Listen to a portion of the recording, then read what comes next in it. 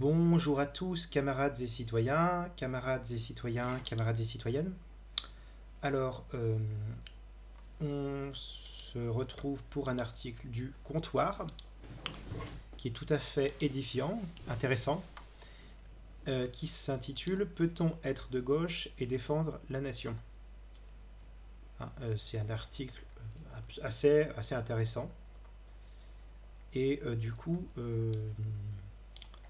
j'ai voulu le dire, on est sur cette lancée de parler de la nation, où on évoquait Jaurès et on évoquait pas mal de choses, différentes raisons d'être pour la nation quand on est de gauche. On évoquait le cas, oui, voilà, un certain nombre de choses qui allaient dans ce sens, en plus du socialisme, en plus d'avoir évoqué de Nicolas, la souveraineté, bref. Et bien, sur cette lancée, je vais vous lire cet article qui est un article du site Le Comptoir, du blog Le Comptoir, qui date du 12 juin 2015. Ça commence à dater un peu, mais bon, c'est quand même tout à fait intéressant. Par Hugh Craven. Voilà, Hugh Craven, je vais voir qui c'est. Bref. Bon, alors, cet article, sur le blog Le Comptoir, je vais vous le lire. Peut-on être de gauche et défendre la nation? À celui qui n'a rien, la patrie est son seul bien, aurait dit Jean Jaurès. Cette phrase était reproduite sur les affiches du Front National en 2009 et semble servir de ligne à un Philippot.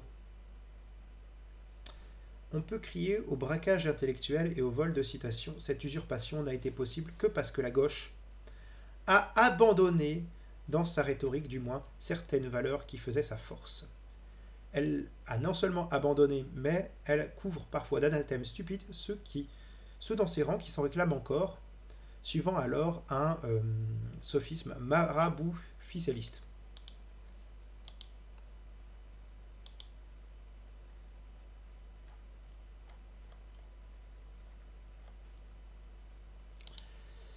La nation, pierre angulaire de la Révolution. La nation fut en 1789 la pierre angulaire de la Révolution française, et c'est ce référent moral qui légitimait l'existence de la démocratie, car sans la nation, on a trop souvent tendance à l'oublier, car la nation... Pardon. La nation fut en 1789 la pierre angulaire de la Révolution française, et c'est ce référent moral qui légitimait l'existence de la démocratie, car la nation, on a trop souvent tendance à l'oublier, c'est le peuple invoqué en tant que principe. La constituante, en faisant passer la légitimité du pouvoir des mains du souverain de droit divin au corps social lui-même, pose ainsi les bases de la démocratie à la française. Le principe de toute souveraineté réside essentiellement dans la nation. Nul corps, nul individu ne peut exercer d'autorité qui n'en émane expressément. Est-il écrit dans l'article 3 de la Déclaration des droits de l'homme et du citoyen de 1789. Le débat autour du terme nation consiste alors à se demander si cette notion n'est pas trop abstraite et si celle de peuple ne lui serait pas préférable. Un autre mot que la gauche a de plus en plus de mal à prononcer, a de plus en plus mal à prononcer, puisque défendre le peuple, c'est un truc de populiste.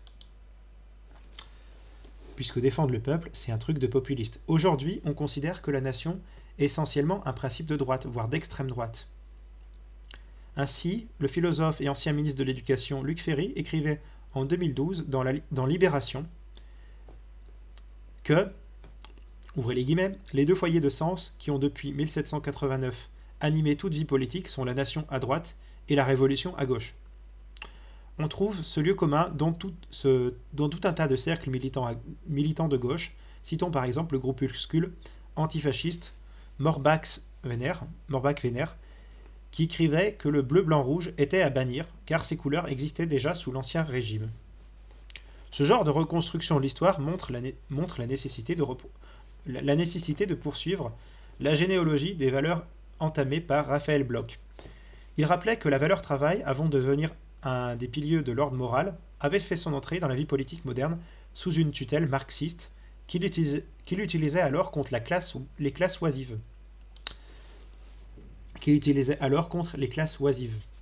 Généalogie de valeurs.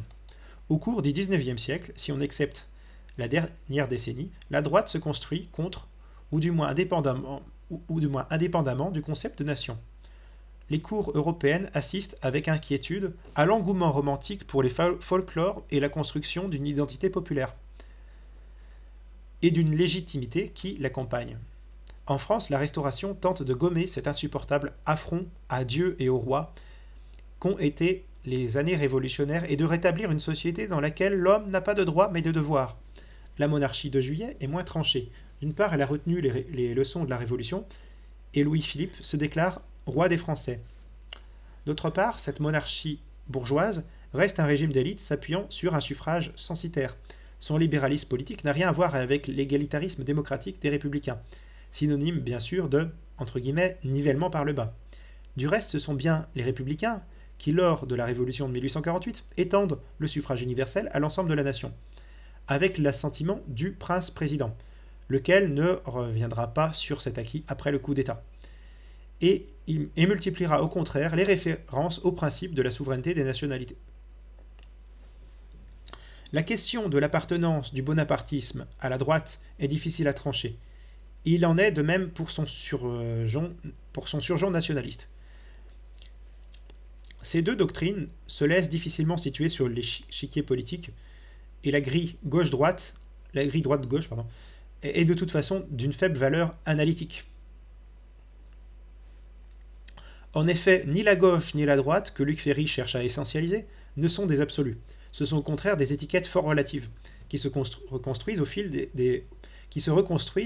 au gré des situations historiques. Le bonapartiste s'appuie donc tout à la fois sur un héritage révolutionnaire, sur l'Église et sur la clientèle bourgeoise du régime orléaniste. Néanmoins, son penchant pour l'ordre, corollaire de la peur des partageux, a eu raison de ses aspirations populaires et il n'aura jamais le soutien de la classe ouvrière. Son discours préfigure celui de l'ordre moral et l'entrée dans le vocabulaire de droite de valeurs appartenant depuis près d'un siècle au vocable révolutionnaire. Ce glissement de valeurs se fait par le truchement d'une nouvelle famille politique, le nationalisme, héritier du bonapartisme. C'est autour du général Boulanger, puis au sein des ligues, dans un milieu composé de déçus du parlementarisme, d'anciens bonapartistes et d'anciens communards, que s'élabore cette nouvelle conception de la nation. Car cette récupération lexicale s'est accompagnée d'un changement du sens des mots. La définition des nationalistes n'est pas celle de la République.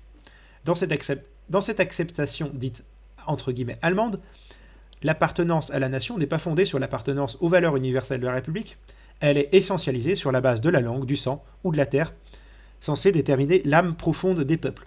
Le nationalisme, nous l'avons vu, est tiraillé entre gauche et droite, entre ses velléités de justice sociale et son goût conservateur d'un compromis entre les classes, entre sa fascination pour l'État-nation moderne et son désir romantique de retour à une France rurale, à visage, entre guillemets, visage humain. Les nationalistes français choisiront le camp du conservatisme et l'affaire Dreyfus achèvera de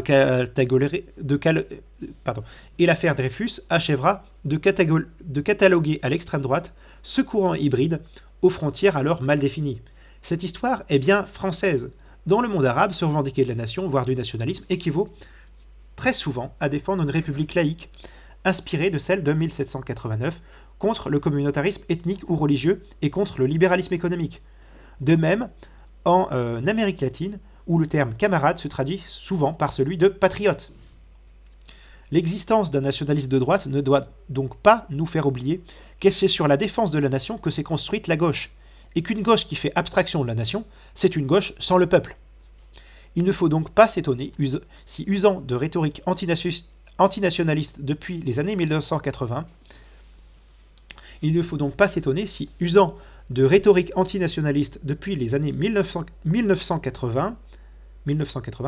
la gauche a perdu ses appuis populaires.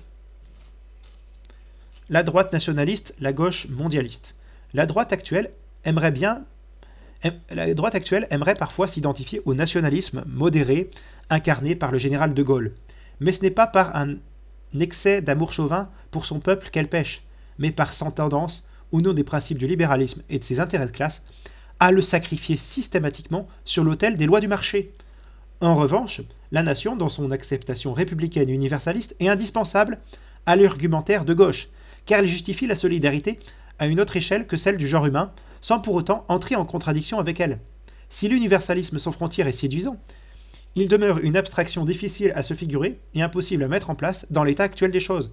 Du reste, cet argument sert le plus souvent à justifier la concurrence économique entre les peuples et le dumping social, qu'à mettre en place une saine coopération au niveau international. Au contraire, la solidarité au niveau national est un principe fort, très légitime, fortement ancré dans notre culture politique française, et dont la sauvegarde passe par des mesures effectives, simples. La hausse des impôts pour les plus favorisés, la défense par le protectionnisme des secteurs en difficulté, etc. C'est d'ailleurs quand l'amour de la patrie cesse d'être uniquement dans un discours et demande un sacrifice aux dominants que les joueurs abattent leurs cartes. Et l'on voit soudainement qui désirent vraiment appartenir à cette communauté d'hommes et de femmes solidaires. Donc, voilà. Donc là, vous voyez, il y a un article qui est... J'ai quasiment rien à redire. Peut-être la distinction entre nationalisme et patriotisme sur cet article. Là, il a très bien expliqué la nécessité d'une conception de gauche de la nation. Sur les problèmes de la mondialisation, la conception républicaine universaliste qui se crée autour de la nation. Voilà. Et le fait qu'on a une gauche sans le peuple, puisqu'on a une gauche antinationale, une pseudo-gauche antinationale avec la France Insoumise et compagnie. Voilà. Donc, comme d'habitude, je vous mets le lien en description. Sur ce, camarades, je vous souhaite de prendre bien soin de vous. Raison, égalité, nous vaincrons. La patrie ou la mort.